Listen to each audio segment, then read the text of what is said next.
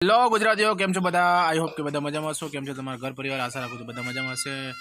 અને અમારું ઘર પરિવાર ને અત્યારે વાગી ચૂક્યા છે 5:30 બપોર પછીના.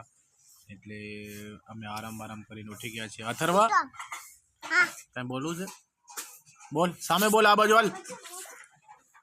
બોલ, લોહીનો સંબંધ વાળો ગીત સંભળાવો. આવડે છે? તું દરરોજ ગાય છે, આજે એક વખત ગાઈને બતાવી દે.